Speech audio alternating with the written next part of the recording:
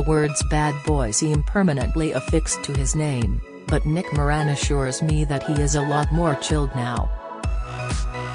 "I'm in my 50s now, and I've had to calm it down a bit," the film star says. "But there's a but. I love a little bit of anarchy and chaos," he adds. "Anyone that's been on a film set with me knows that. Anyone who was out with me running around Soho when I had a couple of quid in my pocket can stand testament to that." Indeed, tabloid stories involving Moran, fondly remembered as Card Sharp Eddie in Guy Ritchie's classic 1998 gangster flick, Lock, Stock, and Two Smoking Barrels, once abounded. Leaving private members' clubs with £3,000 bar bills, the girls in my accountant's office used to read them out loud and laugh, knocking a photographer unconscious at the red carpet premiere of Lock, Stock, living in a disused pub in South London, dating TV star Denise Van Outen, then marrying movie star Sienna Guillory. Then getting divorced less than 3 years later. "I was doing silly stupid things," Moran, 53, admits. Whether it was swearing on telly or getting into fisticuffs. "I was all over the tabloids and my life destroyed and relationships ruined, and it was really difficult and really unpleasant. I did that when I was 30, I don't want to do it again." He still rails however against the new societal norms that he feels have robbed modern life of much of its individuality and fun. "Right now it's about being polite and using the right pronouns and behaving yourself and being respectful. It's left me a little bit confused." He goes on, "I've no interest in fame.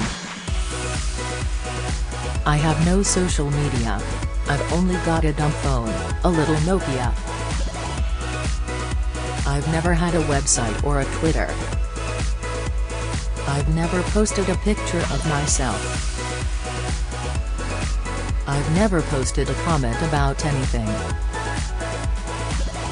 Instead, he has spent the quarter-century since he first shot to fame in Lock, Stock as the ill-fated Eddie, starring alongside such movie legends as John Hurt, Joseph Fiennes, Catherine Deneuve, Tim Roth, Stephen Rea, and others in a steady stream of high-profile British films. In 2008, he co-wrote and directed the acclaimed Joe Meek biopic Telstar, and in 2010 directed The Kid, based on the true story of Kevin Lewis, a survivor of childhood abuse who turned to organised crime. Moran related to Lewis's story of growing up on a tough London council estate. "I was brought up on a tin house council estate, 2 rows behind South Oxgate Estate, just north of Harrow and Willesden," he says. "I'm not knocking it, I'm just not part of it anymore. Life was different then. The National Front were ever present and street crime was rife. Teenage Nick's escape was acting in school plays and playing in bands. At 16 he lied about his age to get into Mount View Drama School in Peckham, South London, where he read Pinter and Brecht. As well as a career now spanning over 40 films, Moran also starred in a number of successful West End plays including Look Back in Anger, Alfie, and 12 Angry Men.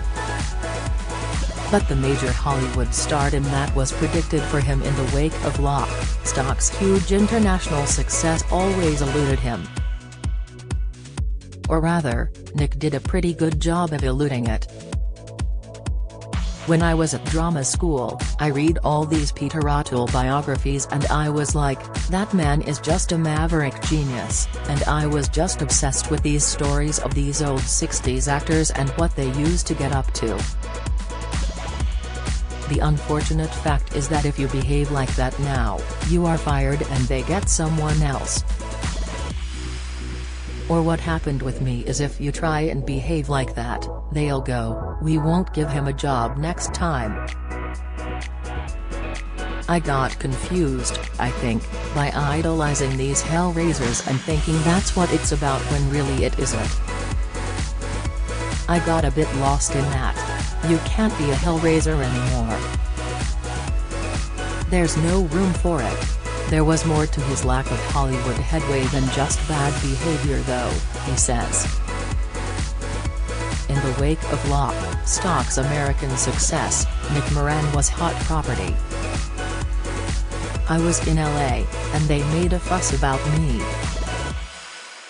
I was a guest on Jay Leno and I met all of these guys, but I just kept making massive CC cups. I met Brian De Palma for his movie, Hollow Man. He said, "How's your American accent?" Brian De Palma's like a bear, this huge, imposing figure. I did this little Al Pacino impersonation and he stared at me like he was going to tear my head off. I thought, oh crap. You made Scarface and Carlito's Way and him taking the piss out of your leading man for two of your greatest movies. There was a similarly disastrous encounter with director Paul Verhoeven, whose most recent film, Starship Troopers, had been roasted by the critics.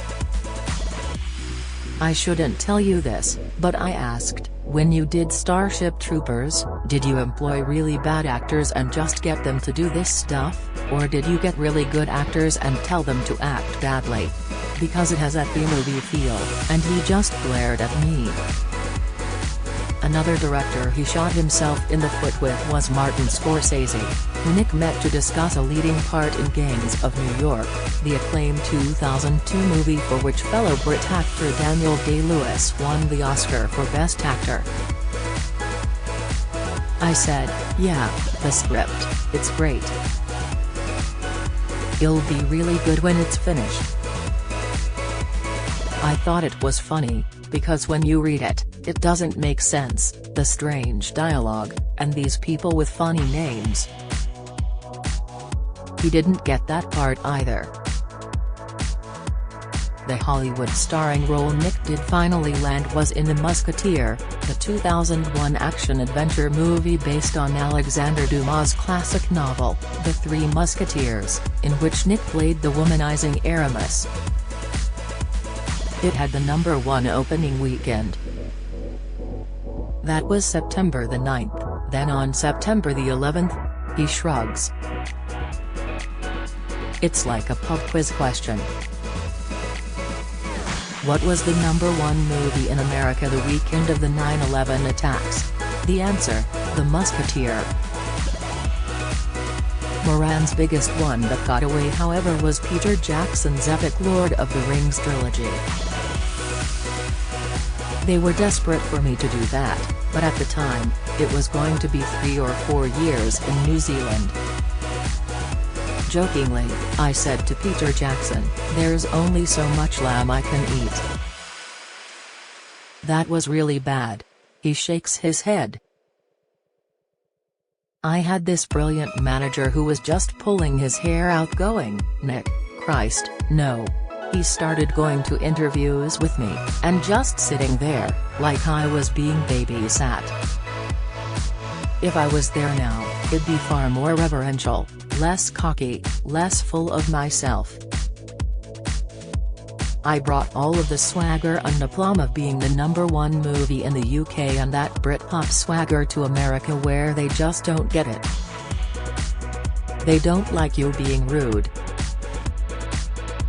They don't like you being cocky. They don't like assholes, and I was one. Simple as that. Better luck finally came Nick's way when he landed the role of evil child snatcher Scabier in the 2-part Harry Potter and the Deathly Hallows. If you take it seriously, it doesn't stand up. If you take it for the fun and games that it's intended to be, it's great. Nick's latest role is as a former SAS commando dragged out of retirement to avenge the murder of an old friend in British thriller Renegade. Also starring a cast of veteran former TV and movie stars including Lee Majors, Ian Ogilvy, Patsy Kinsett, and Stephanie Beacham, Nick cheerfully compares it to the movies of Roger Corman. "It's meant for that Roger Corman low-budget but fun cult market," he smiles. "He took the role," he says, "because I wanted to be in a film with Lee Majors, the $6 million man. I don't care about anything else, the plot, script, whatever. Then I met Lee and he was amazing." Has 6'1", 81 years old. "You still wouldn't mug him?" He laughs and then saunters off, the anarchy and chaos trailing behind him. Renegade is on general release now, and comes out on digital and DVD on 13 February.